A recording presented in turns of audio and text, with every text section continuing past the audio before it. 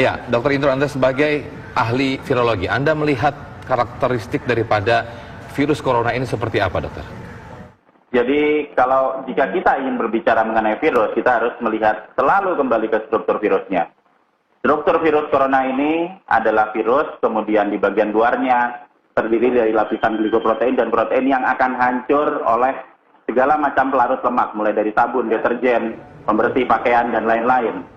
Meskipun sifat penyebarannya sangat cepat sehingga sangat adaptatif untuk bisa dia masuk ke tubuh manusia, tapi dia akan sangat mudah dihancurkan di luar tubuh manusia. Sementara di bagian dalam tubuh manusia sendiri, kita memiliki sistem kekebalan yang diperantarai oleh sel memori, sehingga jika kita terinfeksi, maka kita akan mengembangkan kekebalan kita sendiri dalam waktu 7 hari dan 14 hari kemudian kita akan berangsur-angsur pulih kembali.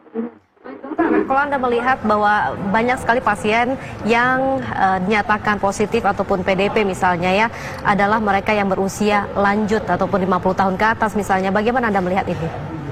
Nah, pertama kita akan berbicara dua hal. Yang pertama adalah mengenai status positif. Sebelum nanti kita akan berlanjut ke high risk group. Status positif yang harus diketahui adalah sifat status positif ini tidak bersifat statis. Jadi bukan sekarang kita dinyatakan positif sampai 1 tahun ke depan kita tetap positif. Salah sama sekali.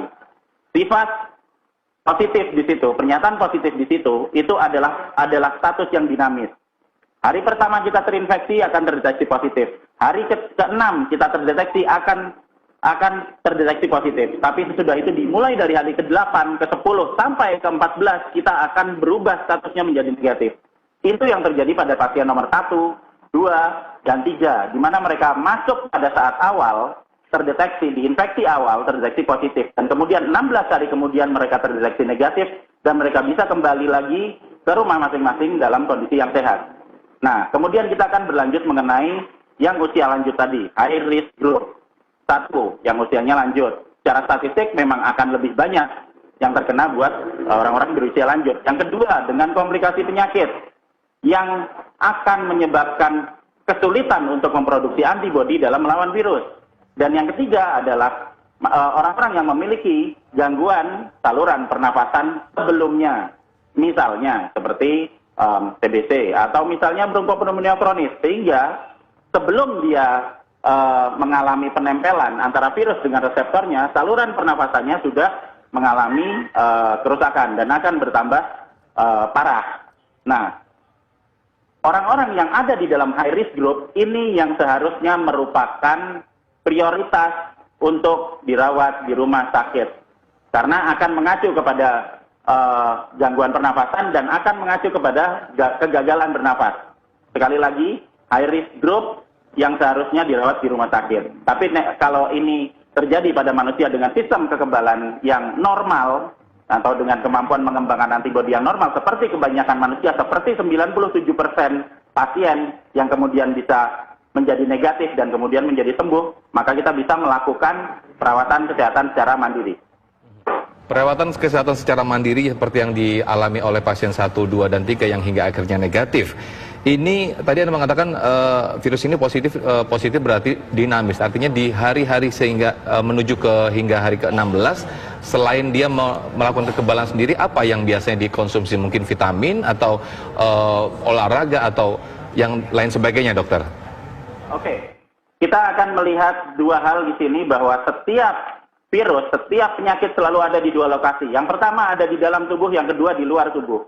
Yang di luar tubuh, kita bisa menghancurkan virusnya dengan cara apa? Dengan cara membiasakan pola hidup bersih, membiasakan kita sering cuci tangan dengan sabun. Tidak masalah hand sanitizer tidak ada, kita masih punya sabun, kita masih punya pembersih lantai, kita masih punya bahkan pembersih pakaian. Tempat cuci untuk cairan untuk mencuci piring itu juga bisa dipakai untuk apapun yang bisa dipakai untuk menghancurkan lemak, bisa dipakai untuk menghancurkan virusnya di luar tubuh. Sementara yang di dalam tubuh akan bisa dihandle dengan antibodi. Di hari ke-7, antibodi akan keluar untuk melawan apapun yang masuk ke badan kita di hari pertama. Dan produksi akan meningkat sampai hari ke-14. Dan jika kita memberikan vitamin E dan vitamin C 1 butir sehari, maka antibodi kita akan naik 2 sampai 3 kali lipat dari produksi antibodi yang biasa diproduksi oleh tubuh kita. Sehingga apa? Semakin banyak antibodi, semakin cepat diproduksi, maka virus akan semakin cepat disingkirkan dari dalam tubuh kita. Itu yang terjadi pada pasien nomor 1, 2, 3, dan mungkin sekarang sedang terjadi proses kesembuhan untuk jutaan manusia yang ada di Indonesia saat ini. Bahwa vitamin E dan vitamin C, dok ya, artinya ini juga efektif dan juga cukup efisien ketika dikonsumsi bagi kita yang sehat. Memperbanyak mengkonsumsi vitamin E dan vitamin C, begitu dok?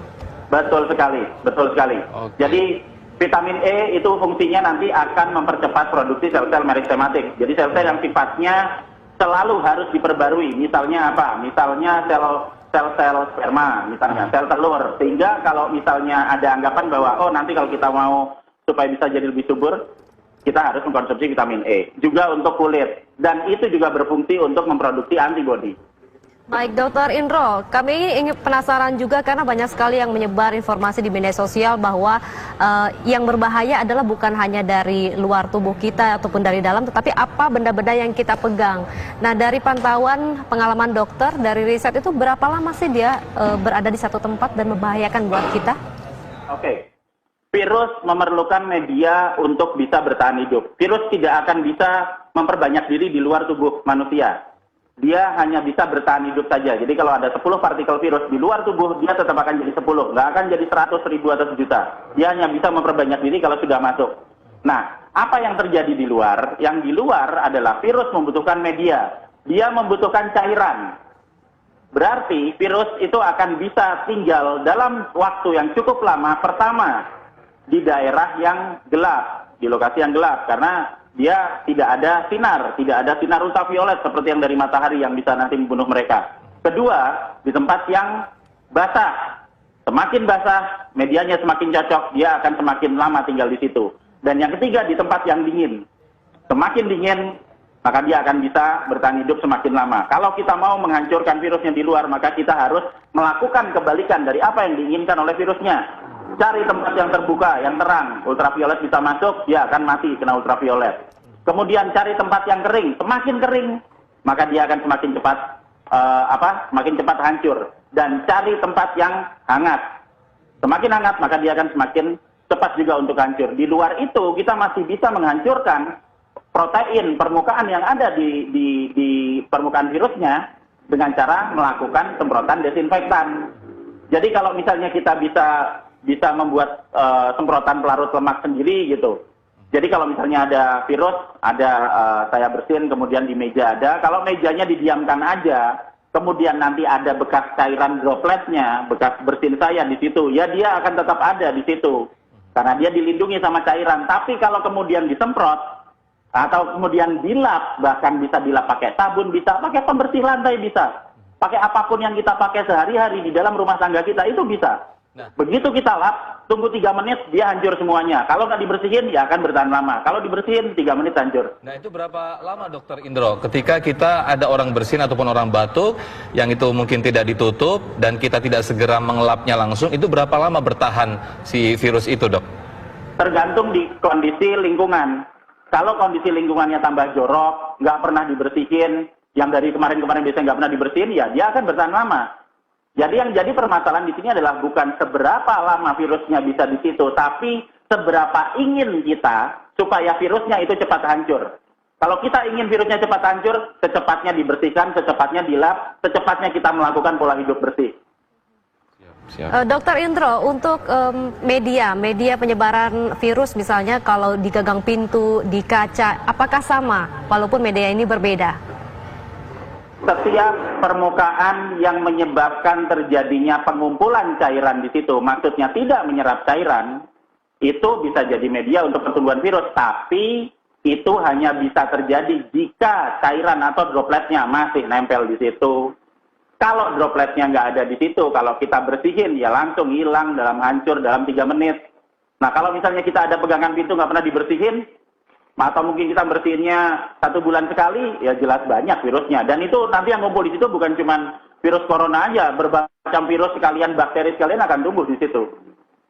Ya, ada yang menyampaikan bahwa sebetulnya ketika kita sehat tidak perlu menggunakan masker. Nah, kondisi saat ini yang semakin jumlah pasien positif COVID-19 semakin banyak. Apakah yang sehat juga akhirnya harus menggunakan masker atau yang sehat cukup tidak menggunakan masker, dokter?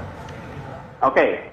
Pemberian masker ini adalah opsional. Pemakaian masker opsional. Kalau kita mau memakai masker, oke, kita bisa memakai masker. Tapi yang paling utama pemakaian masker adalah untuk orang-orang yang sudah terlanjur sakit dan terpaksa keluar. Kenapa? Karena sumber penularannya itu kan dari bersinnya. Jadi harus ditahan dari sumber awalnya supaya bersinnya nggak melebar kemana-mana. Nah, sementara kalau misalnya kita yang sehat, apakah kita harus pakai masker? Kalau mau pakai, nggak apa-apa, nggak masalah. Tapi coba dibayangkan jika ada orang yang terinfeksi misalnya, kemudian bersin dekat kita, dan kita pakai masker. Masker akan melindungi hidung kita dari percikan dropletnya. Tapi kalau dropletnya kena ke baju kita, kemudian nanti pas waktunya kita mau ganti baju, kita ngangkat lagi bajunya ke atas dan kemudian kena hidung kita, ya sama aja. Sehingga yang diperlukan apa? Yang diperlukan adalah bagaimana caranya supaya kita meminimalisir resiko sebaran droplet dari orang yang kemungkinan terkena ke badan kita. Dengan cara apa? Ya kita menjaga jarak. Social distancing itu cukup efektif karena kita tahu droplet dia menyebar di radius 1,5 meter. Ya kalau misalnya ada yang kira-kira sakit kemudian bersin, ya kita cari jarak lebih dari 1,5 meter, 2 meter bisa. Tapi kalau misalnya ternyata kita tidak sakit dan dalam kondisi sehat, ya menurut saya tidak ada masalah apa-apa. Ya dok, sekarang kan sedang digalakan orang untuk bisa membuat sendiri hand sanitizer. Bagaimana, apa saja kandungannya yang aman, atau kembali yang Anda katakan tadi, cukup pakai sabun tangan ataupun sabun mandi saja? Yang mana yang bagus ini dok? Oke, kembali lagi ke situ. Kita akan kembali ke sifat virusnya.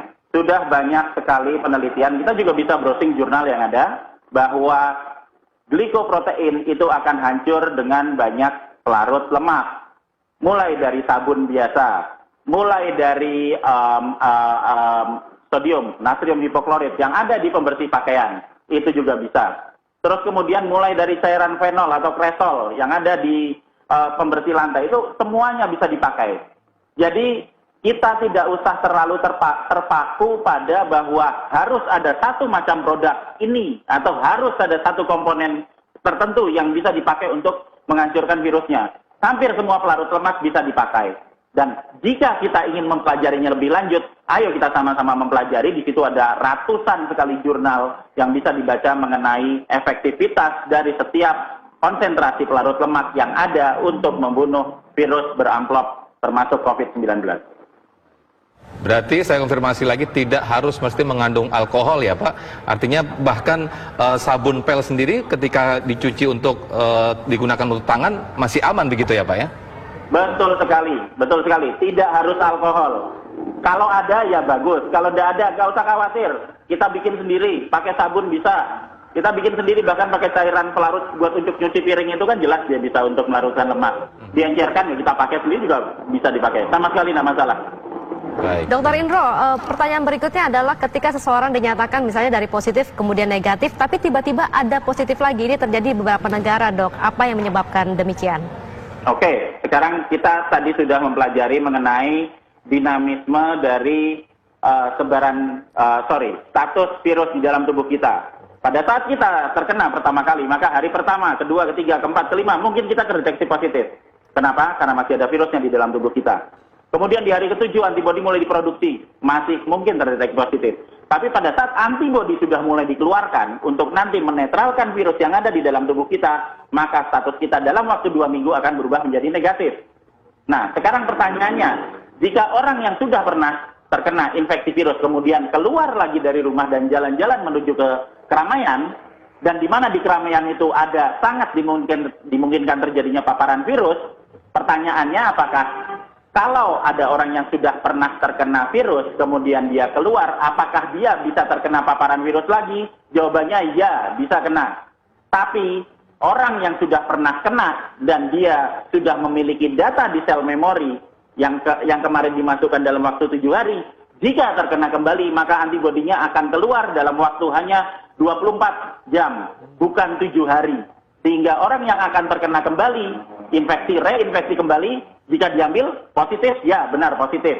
Hari pertama, hari kedua diambil positif, benar positif. Hari ketiga, keempat, kelima dia sudah negatif.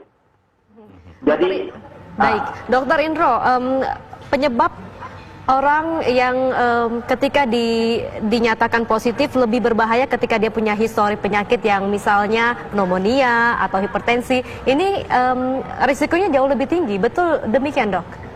betul, makanya mereka termasuk ke dalam grup dengan resiko tinggi, high risk group. Dan kalau kita mau melakukan pencegahan untuk mengurangi mortalitas atau fatality, ya kita harus secepatnya mengidentifikasi mana keluarga kita yang bisa dimungkinkan terjadi atau masuk ke dalam high risk group. Dan kita bisa melakukan pencegahan. Apakah selama waktu social distancing ini berlaku, mungkin lebih baik di rumah dulu karena punya potensi besar kena.